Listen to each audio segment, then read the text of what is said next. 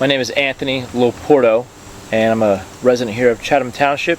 And in June of 1999 is when I enlisted into the United States Navy. And June of 2003 was my separation date.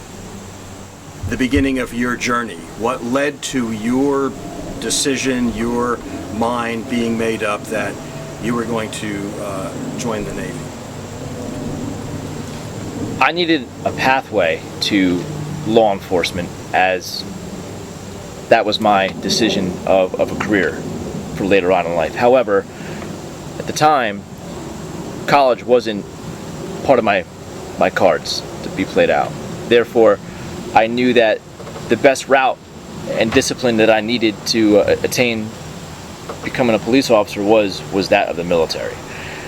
So at that point, I took my test for the ASVAB, and after several tests being taken, I was then enlisted into the Navy, and that's when my career took off. Throughout my my academics in middle school and in high school, I had always done history papers on Pearl Harbor and the bombing of that fateful day. How we were thrusted into World War II and so forth, and that was the greatest, time frame in our history for men and women to be serving and wanting to serve. And I had always done research on that. With that, I had always been in family conversation about members of my family being in the Navy. So I think, combining the two and my interests, it led me down that road to seek Navy. Also, with Pearl Harbor in mind, knowing that I wanted to serve in Pearl Harbor, I was given the opportunity when I took the ASVAB that, hey, listen, you qualify for nuclear submarine warfare, and with that, being single, not having a family, it's going to be easier for the government to establish you in Pearl Harbor. You can have that billet, and that's how that came about. Interesting notion that most people don't understand is ASVAB stands for the Armed Forces Services Vocational Aptitude Battery, which is equivalent to someone taking the SAT or ACT in order to get into college. So the ASVAB is it's a barometer of where you fit in, vocational, academics, technical, coding, and so forth. So a lot of studying is involved with it, and depending on where you score in that test, depends on what kind of billet you're going to be offered, and that's where that falls. My initial training was that I had passed the Armed Forces Vocational Aptitude Battery, so it was to become an apprentice at first, right? And then you choose your rate from that point on, and then when you choose your rate, you get assigned to an A school. For me, I had been given the opportunity to serve on nuclear submarines, which was great, but I was without a job rate. However, while I was in submarine school in Groton, Connecticut, I was doing well enough that they gave me the opportunity to choose a job before I got to the fleet without one. So with that, I chose culinary specialist, which is a cook on a submarine. And therefore, I was able to go from A school, which is submarine school in Connecticut, to my A school in Texas to get my cook qualification, and then I can go to the fleet and not have to worry about going back to school. I could then serve in the fleet without having to leave the fleet, go back to a school, and or extend my contract. So that's how it played out for me, which was good in my favor. What is there in your background or family background or experiences that led you to think, I want to be in culinary work? Good question. So when they offered me the schools I had the option for, which was storekeeper, culinary specialist, there might have been one or two other jobs offered. I chose culinary because all throughout high school, my background was working in restaurants, line cooking. It was hospitality measures. So that's what led me to choose that profession in the Navy, knowing that I wasn't going to make the Navy a 20-year career. I knew that the Navy, the military, was going to be a 4-year contract for me. I had always known that. Now, there was other opportunities during the military for me to take the boost program to become an officer and whatnot. But I always steadfast on the fact that I want to be a police officer. I want 4 years military. I want to get out, use my GI Bill, and pursue police academy and so on. So to me, being a culinary specialist in the military on board nuclear submarines was right up my alley. It was perfect for the next 3.5 years I had to serve. So following training and you take your first post, you can tell me a little bit about the first submarine that you started to serve on. I'm interested to know how somebody in your career field was treated, or did your shipmates, submates, how did they feel about somebody in that particular line of work? Was there any, ideas that they had or concerns they had, or did you have any concerns about working in, so, and this is key, so close quarters, where you're really socked in, tell me a little bit about that, the atmosphere and the relationship to you and your submates. Wow, so when I take myself back over 20 years ago or so, and think about what I was thinking before I got into it, I really do wish I knew then what I know now.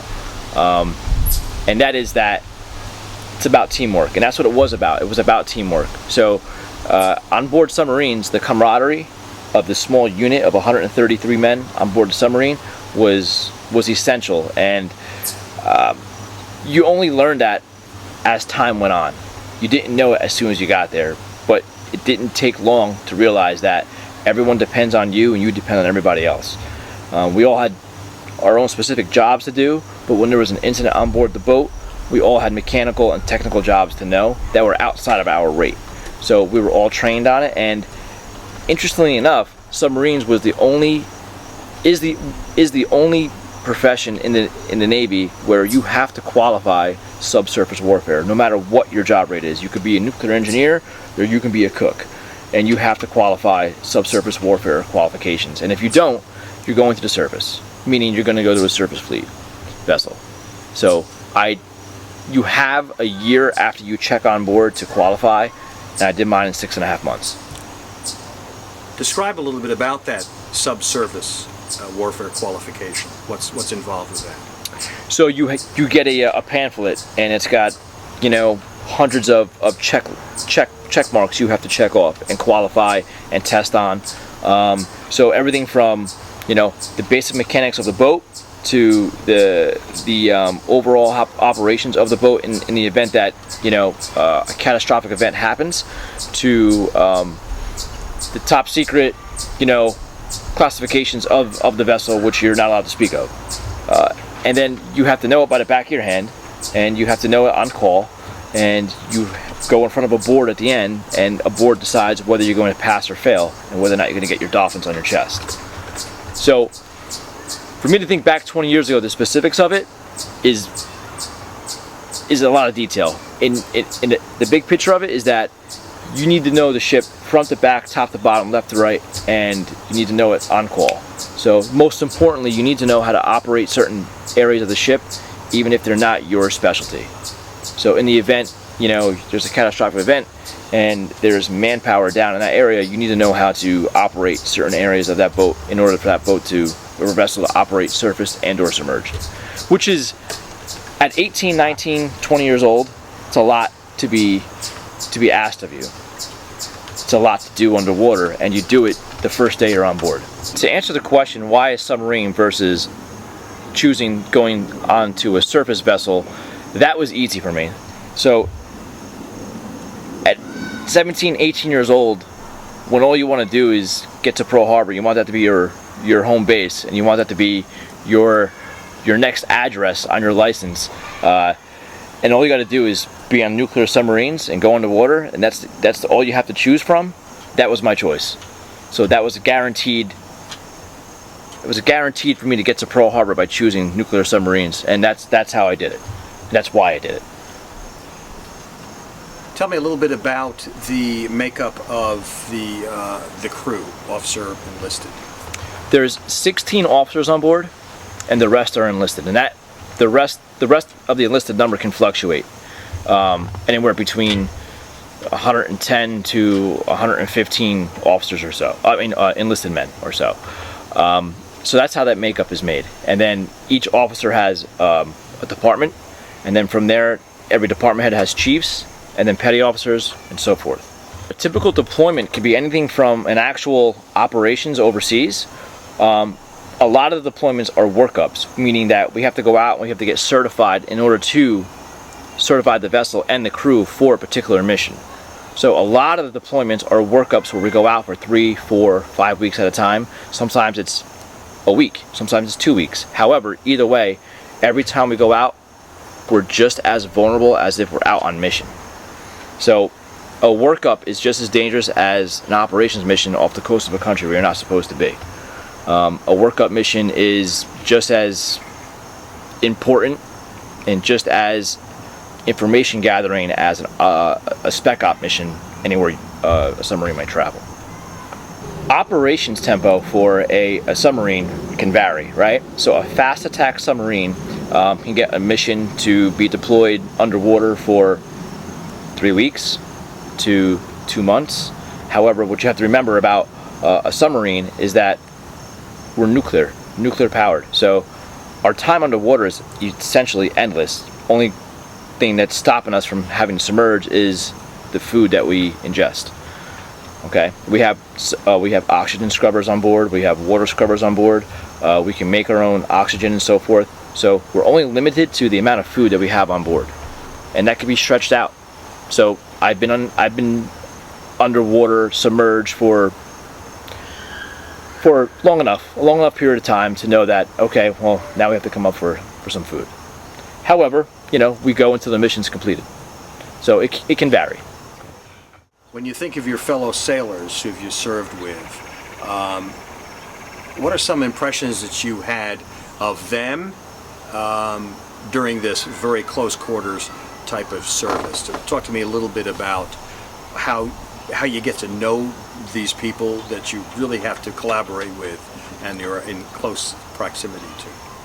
It's always amazing how much you can learn from a group of men, or a group of people, I should say, rather, from support staff of the submarine to the people who you actually work tightly with, how much you learn from them in such a short period of time.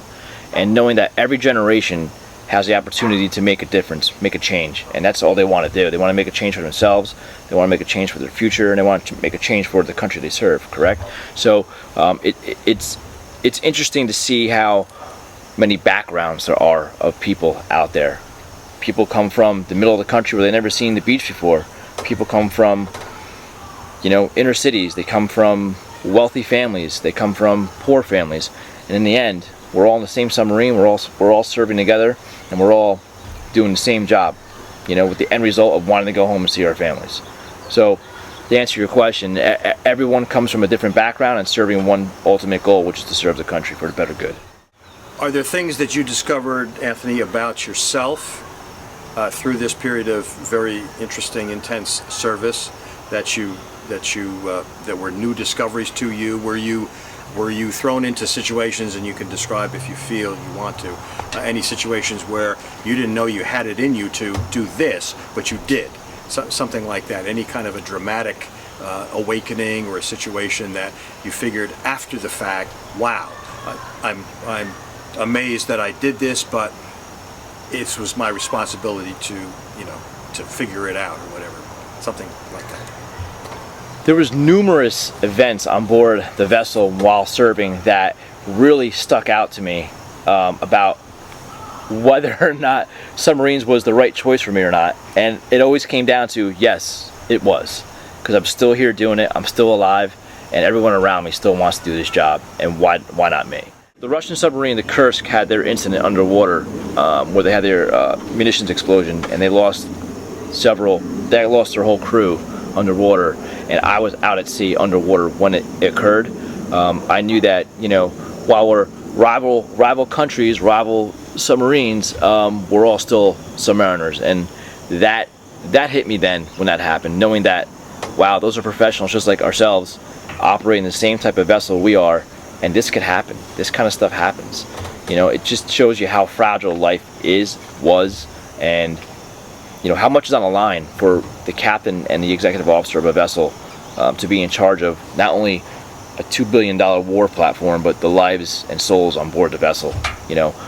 Those kind of events really stuck with me, and also too the events of 9/11, knowing that anyone in the military was ready to serve and return to their port of call and do what they had to do to get the job done. And it didn't matter if you were infantryman, if you were in services, in other service where you were more of an admin type individual, or if you were on submarines. Everyone had a job to do to get it done, and we were all willing to do it at that time, just like we are today. So a lot of different things happened during my time of service that stand out in that manner. What about culinary service on board a submarine was surprising to you compared to maybe what culinary service would be in a restaurant or something? Talk a little bit about the unique challenges that you faced, and the reaction maybe of your shipmates to what it was that you were producing or keeping them alive by feeding them. Well, to tell me a little story about any of that you care to pull out.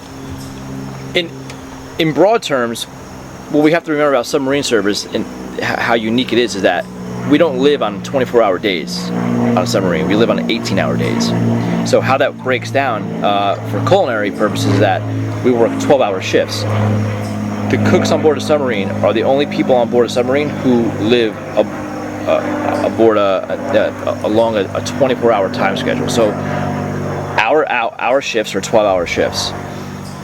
All the other personnel on board, they live on 6-hour shifts. They do 6 hours on, 6 hours off, and then there's 6 hours ready to serve again.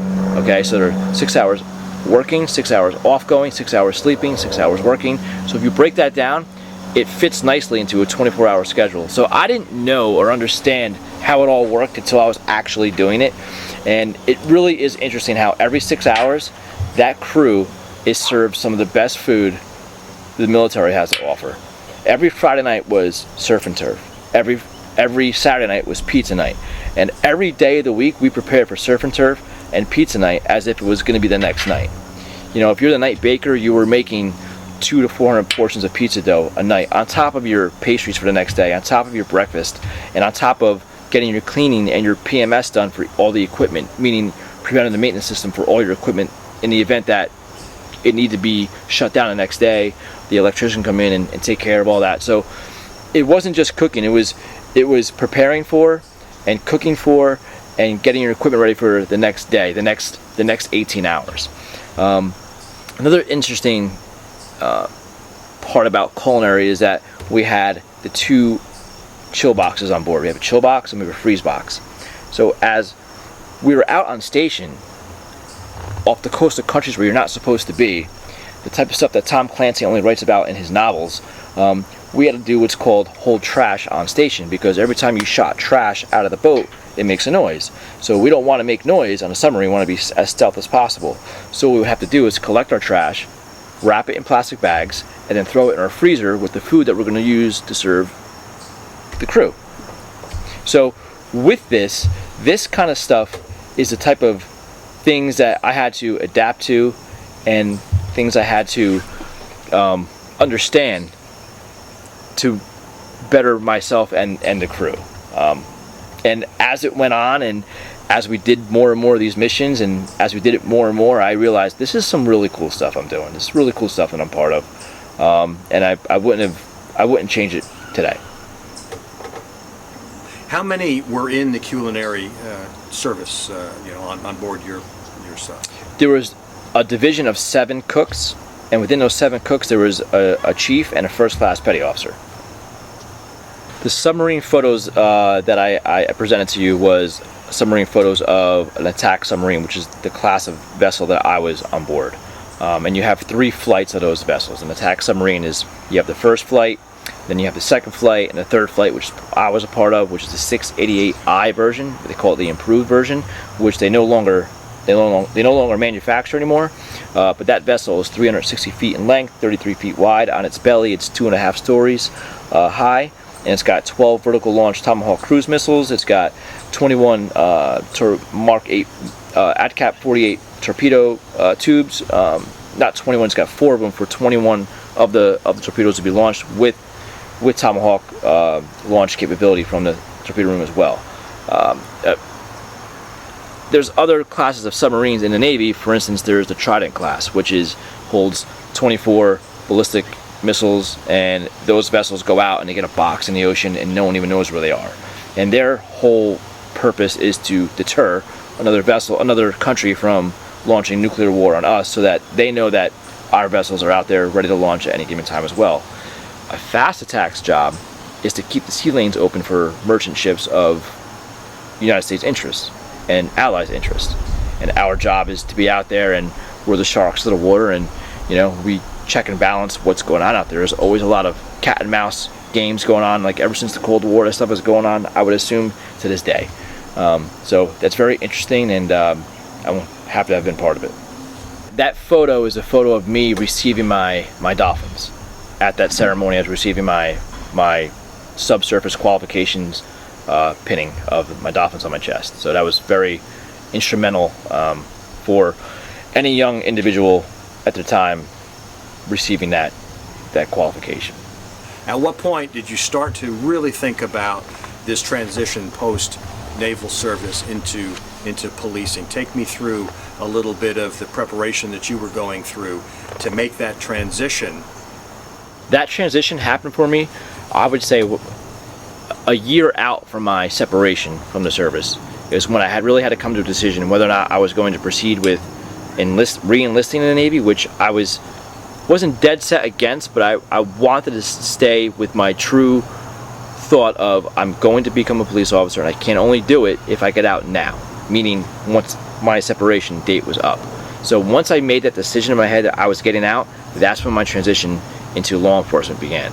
And that's when I would, out in Hawaii, I would sit down with detectives at pier side. They would come along, and I would sit in their squad car and just talk to them about police work.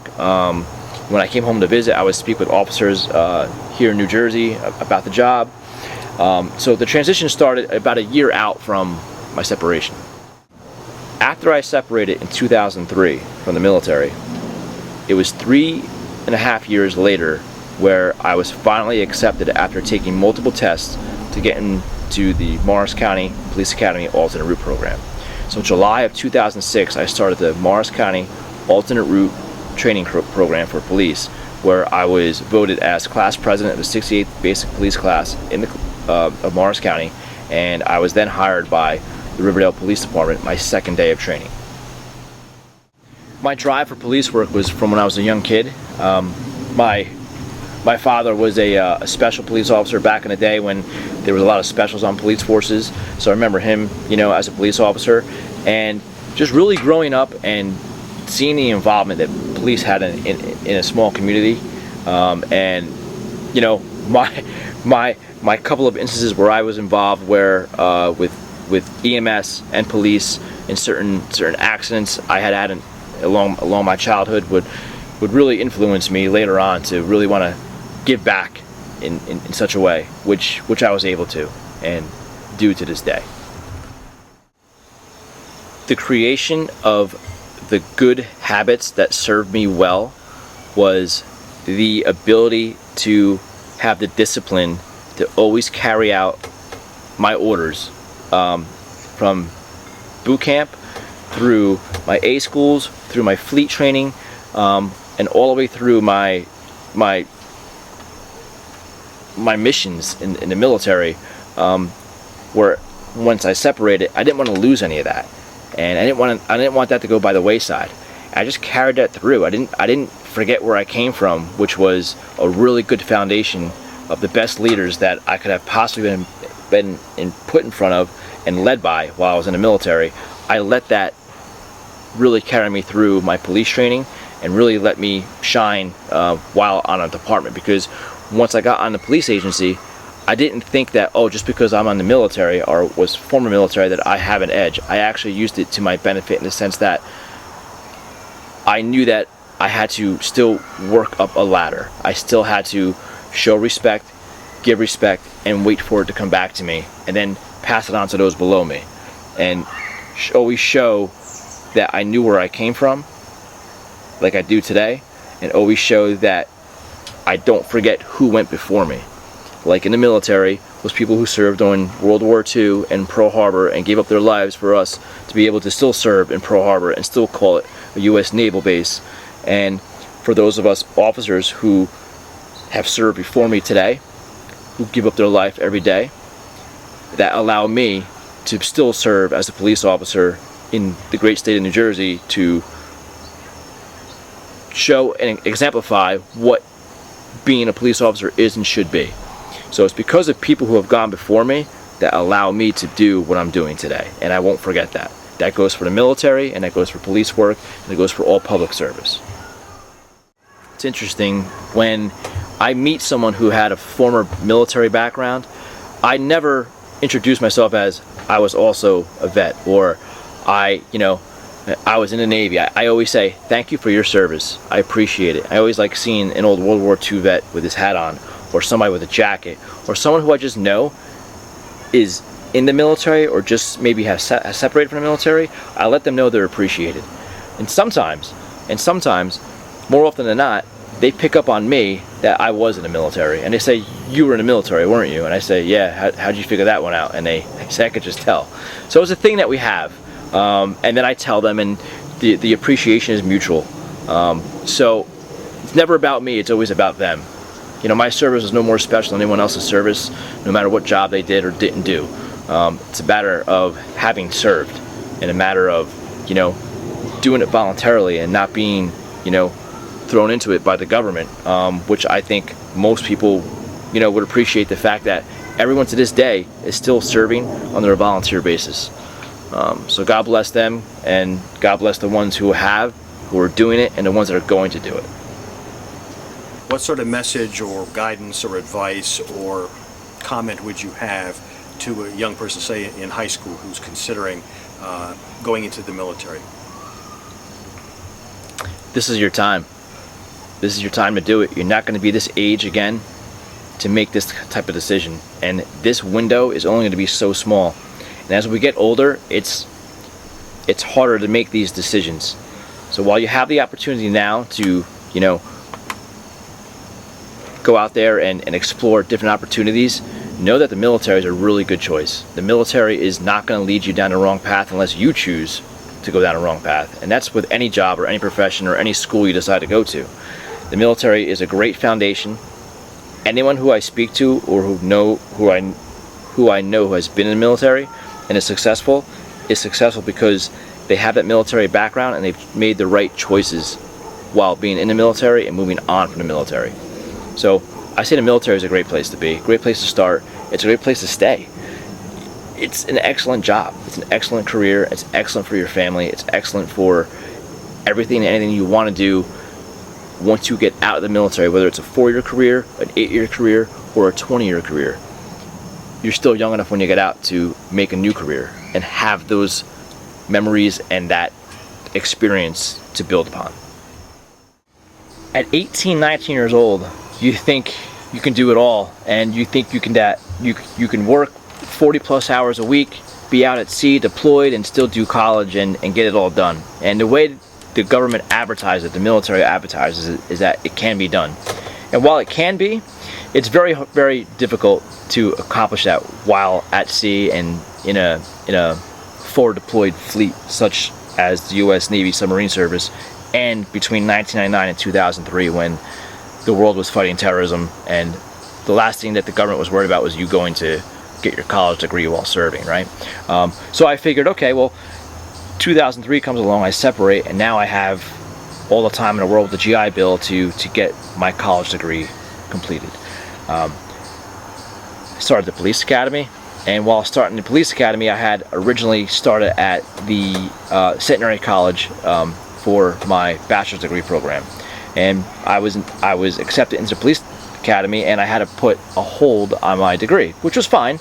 So I put a hold on my degree. I finished a few classes and then realized that, okay, I'm in police work now, and I'm going to start up my degree again. Well, just like in the military, it's kind of hard to get a degree done when you're working 12-hour shifts, you're rotating your shifts from day and night, and it just wasn't panning out for me. However, I had access to the GI Bill, which I which I used for Police Academy and other resources for the Centenary College. I still had funding available. Moving forward, we're going to fast forward about 10, 11 years, and I still hadn't started my degree yet. Now knowing that I have 18 years in and I can see the light at the end for retirement, whether or not I'll go that path or not. If I stay, great. If I don't, I'm going to retire, but I still need my degree to either advance myself in my current career or advance myself in the career that I choose outside of law enforcement. I'm now 4 months away from attaining my degree from Columbia Southern University, located in Louisiana, where I've been doing it online with the support of my wife, my 2 kids, and without them, I can assure you that this would not be getting done. They take a big load off of me so that I can get it done on my days off, and sacrifice of sleep, sacrifice of some dinners, sacrifice of going out with them sometimes, just to make sure that I'm getting the schoolwork done. My goal is to get it done as swiftly and as quickly as possible so I can enjoy my boys at the ages they're at, and our small, intimate family now and going forward, and not have to worry about school anymore. But it's going to be done shortly, and I'm going to be able to advance myself in my career right now, and also maybe a government job within 6 years. This is such an interesting time for all of us, whether we're serving at a public capacity in some sort of way, whether it be law enforcement, firefighting, EMS, military, or some kind of other facet where you're involved in your community in some way. Now's the time to step up and do what you feel is right, and say what you feel is right, and do it with respect, do it with sincerity, and do it with kindness, and do it with the intent to help not just yourself and your own self-interest, but people who need the help, people around you who need your help. Because if you're going to serve, whether you have served before, right now, or you're going to serve, you're serving. You're not doing it for yourself, you're serving others. And that's what's most important about prior military service or police work like I do now. You're serving others. You're there to serve and protect and do that job. So make sure that you're doing it for all the right reasons and not for anything else.